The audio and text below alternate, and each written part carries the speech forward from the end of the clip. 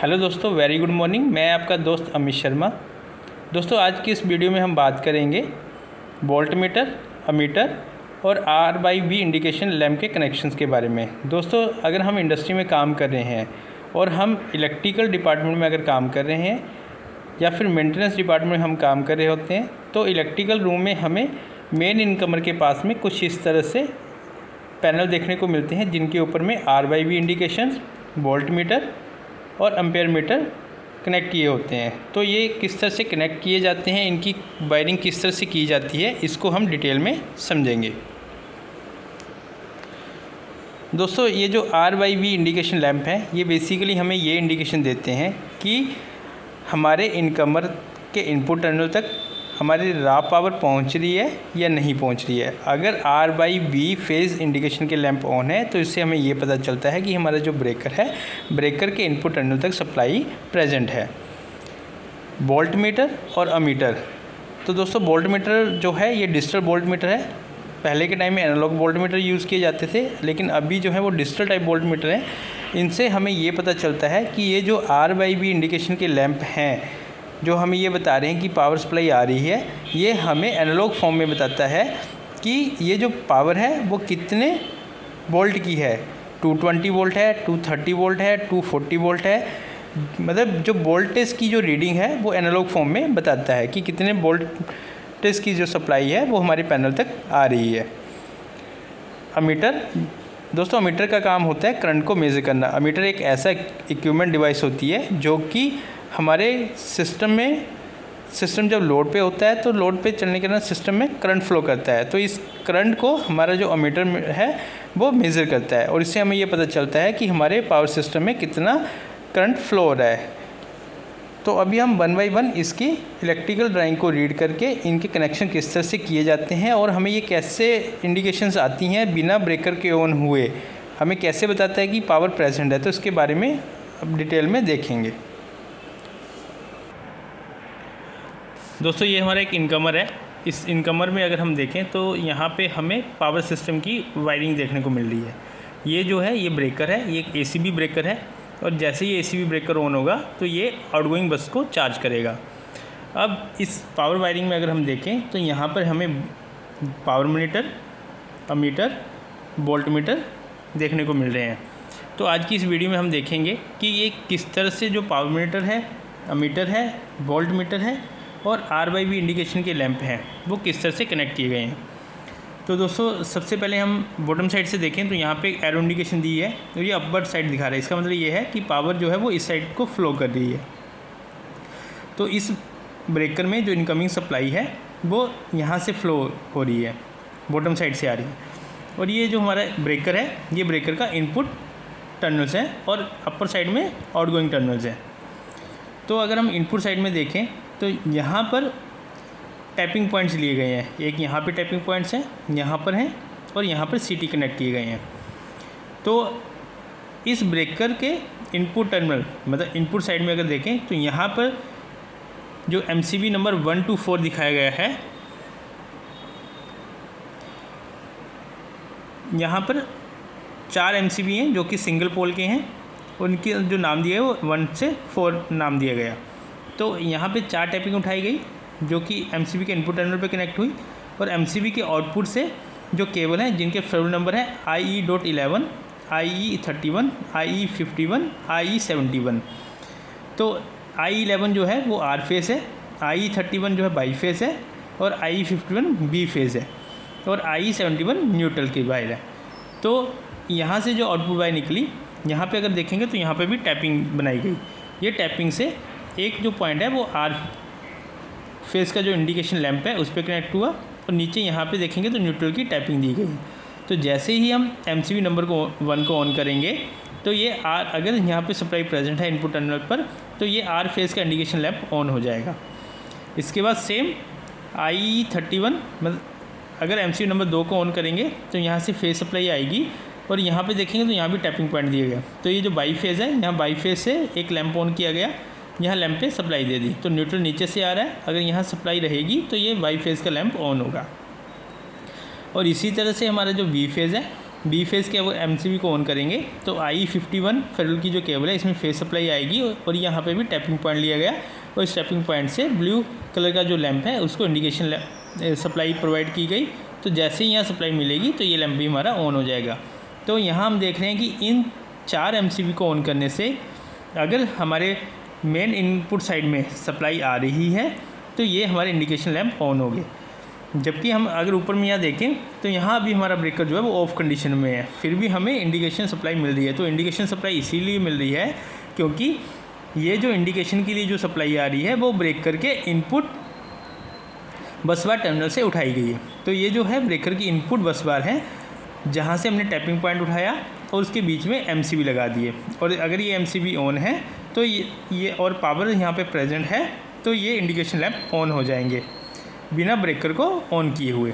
तो जो हमें जब भी हम ब्रेकर के सामने खड़े होते हैं, अगर हमारा इनकमर सोर्स ऑफ कंडीशन में भी है तब भी हमारे जो इंडिकेशन लैंप हैं वो ऑन होते हैं, जिससे हमें ये पता चलता है कि हमारे जो R/V फेज़ इंडिकेशन जो सप्लाई है वो आ रही है। अब दोस्तों हमें ये तो पता चल गया कि R/V फेज़ में सप्लाई आ रही है, लेकिन ये सप्लाई कितनी आ रही है तो ये चीज़ हमें पता चलती है वोल्ट मीटर से। तो ये रहा हमारा वोल्ट मीटर। अब वोल्ट मीटर को कनेक्ट करने के लिए 2 पावर की रिक्वायरमेंट है। एक तो है वोल्ट मीटर को ऑक्सिलरी सप्लाई प्रोवाइड करना, दूसरा वोल्ट मीटर को वोल्टेज को मेज़र करने के लिए जो फेज सप्लाई है वो टर्मिनल पे कनेक्ट करना। तो यहाँ पे अगर हम वोल्ट मीटर में देखें तो यहाँ पर L1 और L2 ये है auxiliary supply, B1 B2 B3 ये है हमारे फेज़ जो 3 फेज़ हैं और Bn जो है वो न्यूट्रल है। तो B1 जो है वो हमारा आ रहा है एमसीबी नंबर 1 से। तो यहाँ से जो टैपिंग उठाई ये टैपिंग आगे हमारे गई वोल्ट मीटर में। सेम जो B2 है, B2 को अगर हम ट्रेस करें तो यहाँ से जो टैपिंग आई ये आई एमसीबी नंबर 2 से। तो 2 से जो वायर गई वो गई B2 पे। और B3 को अगर ट्रेस करें हम तो B3 जो आ रहा है हमारा आ रहा है एमसीबी नंबर 3 से। तो यहाँ पे एमसीबी दिखाए गए हैं। ये एमसीबी से जो है वो यहाँ से जो टैपिंग गई वो B3 पे गई। इसी तरह से हम न्यूट्रल की बात करें तो न्यूट्रल जो है Bn पे जो कनेक्ट हो रहा है उसको ट्रेस करते हुए अगर आते हैं तो ये सप्लाई हमारे यहाँ जो लैंप है, लैंप में जो टैपिंग पॉइंट दिए गए यहाँ से होते हुए एमसीबी नंबर 4 से आ रही है। तो वोल्ट मीटर की सप्लाई यहाँ पे कंप्लीट हो रही है। तो अगर हमारे एमसीबी नंबर 1, 2, 3, 4 ऑन हैं तो इनके ऑन होते ही हमें यहाँ पर इंडिकेशन लैंप ऑन दिखेंगे, जिससे हमें ये पता चलेगा कि हमारे R/V फेज़ जो है वो प्रेजेंट हैं। और अगर वोल्ट मीटर में ऑक्सिलरी सप्लाई हमने दे दी और यहाँ पे B1, B2, B3 और न्यूट्रल टर्मिनल कनेक्टेड हैं और यहाँ पे अगर B1, B2, B3 में भी पावर प्रेजेंट है तो ये वोल्ट मीटर हमें डिजिटल फॉर्म में बताएगा कि हमारी डिजिटल, ये basically digital type volt meter है, डिजिटल डिस्प्ले वाला। तो ये हमें एनालॉग वैल्यू को बताएगा कि जो वोल्टेज है वो कितनी है, 220 वोल्ट है, 222 वोल्ट है या 230 वोल्ट है, या जितनी भी वोल्टेज है वो हमें एनालॉग फॉर्म में देखने को मिलेगी। इससे हमें ये पता चलेगा कि जो पावर सिस्टम में जो वोल्टेज प्रेजेंट है वो वोल्टेज हमारे जो इक्विपमेंट हमने लगाए हुए हैं उनको ऑपरेट करने के लिए सफिशिएंट है, या ऐसा तो नहीं कि वोल्टेज लेवल हाई है जिसके कारण अगर हम इसको ऑपरेट करेंगे तो इक्विपमेंट डैमेज ना हो जाए। तो वो चीज़ हमें यहाँ से पता चलेगी। अब दोस्तों दूसरा है अमीटर। तो अमीटर को अगर हम यहाँ देखें तो अमीटर को भी कनेक्ट करने के लिए हमें 2 पावर की रिक्वायरमेंट है। एक है हमारे अमीटर को ऑक्सिलरी सप्लाई देने की, तो L1, L2 पे हम ऑक्सिलरी सप्लाई देंगे और यहाँ मीटर में देखेंगे तो I1 plus I1 negative, I2 plus I2 negative, I3 plus I3 negative.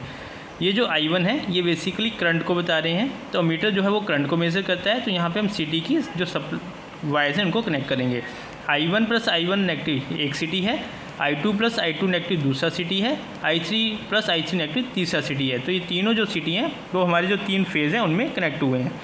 ये कहाँ कनेक्ट हुए हैं ये हम देखेंगे तो यहाँ कनेक्ट हो रहे हैं। एक CT ये है, दूसरा CT, तीसरा CT। तो जो CT है CT में 2 सेकेंडरी टर्मिनल्स रहते हैं, S1 S2। सेम दूसरे में भी S1 S2 है, तीसरे में भी S1 S2 है। तो यहाँ से हमने 2 वायर कनेक्ट करी। ये वायर्स हमने CT के शॉर्टिंग लिंक पे कनेक्ट कर दी। तो इन वायर के जो नाम दिए वो दिए IA10, IA11 ये हमारा एक CT हो गया, IA30, IA31 ये दूसरा CT हो गया, IA50, IA51 ये तीसरा CT हो गया।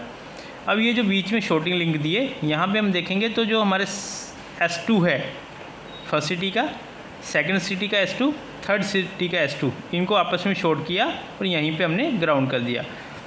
अगर सिटी के शॉर्टिंग लिंक मान लीजिए हमने ओपन रख दिए, तो इस केस में क्या हो सकता है, जब भी सेकेंडरी में से करंट फ्लो करेगा, अगर सेकेंडरी की सिटी ओपन कंडीशन में है, मान लीजिए हमने यहाँ पे अमीटर कनेक्ट नहीं किया, तो उस केस में ये एक फायर का भी एक्सीडेंट ले सकता है। क्योंकि अगर सिटी हमारे सिटी के सेकेंडरी ओपन है और यहाँ पे अगर हमने अमीटर को कनेक्ट नहीं किया हुआ है और यहाँ सिटी के शॉर्टिंग लिंक को हमने शॉर्ट नहीं किया, तो एक हाई लेवल ऑफ करंट इसमें से फ्लो करेगा, जिसके कारण यहाँ पे फायर एक्सीडेंट हो सकता है। तो इस चीज़ को अवॉइड करने के लिए कि अगर हमने ये कभी अमीटर हमारा ख़राब हो गया या अमीटर हमने डिस्कनेक्ट कर दिया, तो सिटी को शॉर्टिंग लिंक से हम यहाँ शॉर्ट कर देंगे, जिसके कारण जो करंट है वो तो हमें नहीं मेज़र कर पाएंगे, लेकिन ये एक बड़े एक्सीडेंट को रोकता है। इसलिए यहाँ पे सिटी में शॉर्टिंग लिंक लगाए जाते हैं। तो यहाँ से हमारा I1 निकला, I2, I3, ये I1 I2 जो गया ये I1 प्लस पे गया, इधर में I2 प्लस पे गया, और I3 जो है वो I3 प्लस पे गया। और जो नेगेटिव थे यहाँ पे I1 negative, I2 negative, I3 negative, इनको हमने आपस में कॉमन बनाकर यहाँ पे शॉर्ट कर दिया। तो सिटी के हमने जो सेकेंडरी है उनको कॉमन बना के शॉर्ट कर दिया, और जो प्लस प्लस के थे उनको हमने अमीटर पे कनेक्ट कर दिया। तो इस तरह से अमीटर की वायरिंग की जाती है। अभी ये जो है पावर मीटर है, तो पावर मीटर में बेसिकली हमें पावर की क्वालिटी के बारे में बताता है कि हमारी जो पावर क्वालिटी वो कैसी है, उसमें वोल्टेज लेवल किस लेवल का है, करंट किस तरह का फ्लो कर रहा है, करंट का मैग्नीट्यूड पता चलता है, हमें पावर फैक्टर के बारे में पता चलता है, फेज सीक्वेंस के बारे में पता चलता है। तो बहुत सारे पैरामीटर जो है वो हमें पावर मीटर से देखने को मिलते हैं। तो पावर मीटर में बेसिकली हमें एक तो पावर को ऑन करने के लिए ऑक्सिलरी सप्लाई चाहिए, जो कि हम L1 L2 पे कनेक्ट करेंगे, और जो हमारे पावर मॉनिटर हैं उनमें V1, V2, V3 पर 3 फेस कनेक्ट करेंगे और Bn पर न्यूट्रल कनेक्ट करेंगे। और दूसरी साइड में हमें करंट की रिक्वायरमेंट है, क्योंकि पावर जो होती है वो होती है हमारी वोल्टेज इंटू करंट। तो वोल्टेज हमने यहाँ पे कनेक्ट कर दिया, और ये जो वोल्टेज है ये सेम हमारे जो MCB हैं 1 से लेकर 4 तक, उसी में से हमने यहाँ पे टैपिंग पॉइंट उठाए हैं, उन टैपिंग पॉइंट से हमने यहाँ पावर मीटर पे उनको कनेक्ट कर दिया। और जो सिटी हैं, सिटी हमारे यहाँ से आ रहे हैं, first city, second city, third city, तो इनका I1 प्लस आ गया, यहाँ I2 आ गया, यहाँ I3 आ गया, और जो नेगेटिव है वो यहाँ पे हमने कॉमन पे ग्राउंड कर दिया। तो पावर मीटर में भी दोनों जो वायर्स हैं वो कनेक्ट कर दी, वोल्ट मीटर पे भी हमने वायर कनेक्ट कर दी, और मीटर पे भी वायर कनेक्ट कर दी। जबकि यहाँ अगर हम देखेंगे तो यहाँ पर जो ब्रेकर हमारा है वो ऑफ कंडीशन में ही है। तो जो ब्रेकर होता है, ब्रेकर के जो मेन इनकमर पैनल रहता है किसी भी MCCB में, ब्रेकर में जो मेन इनकमर पैनल रहता है, तो वहाँ पर हमें जो R/V फेज़ इंडिकेशन मिलती हैं वो हमें ब्रेकर के इनपुट टर्मिनल पे जो बस बार कनेक्टेड रहती है उससे जो टैपिंग पॉइंट उठाए होते हैं उनसे हमें वो जो R/V फेज़ के इंडिकेशन लैंप है वो हमें अगर पावर प्रेजेंट है तो ऑन कंडीशन में देखने को मिलते हैं। और सेम जो वोल्टेज है, अगर वहाँ पे वोल्ट मीटर लगा है, चाहे वो डिजिटल डिस्प्ले वाला हो या एनालॉग टाइप हो, उसकी भी टैपिंग पॉइंट जो है वो ब्रेकर के इनकमर बस बार से ही ली गई होती हैं, जिससे हमें पता चलता है कि जो हमारा MCC है उसमें कितनी अभी सप्लाई वोल्टेज है, 220 वोल्ट है, 240 वोल्ट है, 200 है या 250 वोल्ट है। तो उससे हमें ये इंश्योर होते हैं कि जो ये सप्लाई वोल्टेज है ये हमारे इक्विपमेंट को ऑपरेट करने के लिए सफिशिएंट है। कहीं ऐसा तो नहीं कि वोल्टेज लेवल हाई होने के कारण अगर हम इसको कॉइल को देंगे तो हमारी कॉइल जो है वो डैमेज हो जाए। तो इस तरह से power meter, volt meter, ammeter और R/V फेज़ इंडिकेशन के वायरिंग की जाती है। Thank you.